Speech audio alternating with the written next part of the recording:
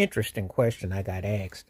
Out of the who benefited the most at the NBA Finals, and you talk about spooky numbers and timing. Was it the Detroit Pistons of '89 against the Lakers, or was it the Toronto Raptors, the 2019? What I mean by spooky, before you ask, 30 years apart, which team benefited the most from injuries to the other team, who was the world champions? Remember that Lakers team in '89 was going for a three-peat. Byron Scott got hurt game one, Magic Johnson game two, Michael Thompson got hurt. They lost a lot of people in that game, and that was Kareem Abdul-Jabbar's swan song. And the Pistons swept them 4-0. So that was an interesting end. And would it have been different if all those guys had to play? Because the game was pretty close. Game two in particular, Pistons pulled away, Magic pulled a hamstring. So you got to kind of wonder what would have occurred if Magic, Byron Scott, Michael Thompson all healthy.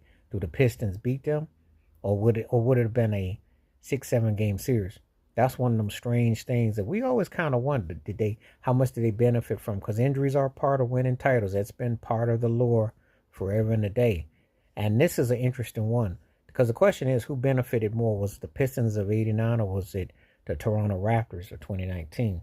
We're going to get into the Raptors in just a second. But yes, the Lakers went back to LA. They lost another close game. I think it was game three. It was 4-point game. Again, pretty evenly matched. Detroit just happened to have just enough.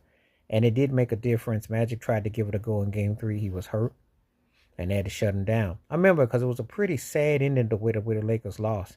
And injuries would come back again against the Bulls. Again, injuries to their key core. Some of their key core. So it's just one of those what ifs. And sometimes it is all about who's healthy and who's playing at the right time. Now we get to Golden State, who was in search of their three-peat. And everyone thinks if Kevin Durant had played, they win that finals. Kawhi Leonard, the reason why I thought about it is because recently, it was a few months ago, that Kawhi Leonard hit a game-winning shot for the Clippers.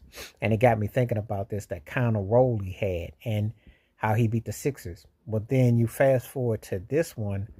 It led Toronto against Golden State. No Kevin Durant, which was a huge, huge missing. When Durant did play, he suited up for game 5. He came up big for them and they won. People think that if Durant plays, they win the series. If Klay Thompson plays too, excuse me, pardon me.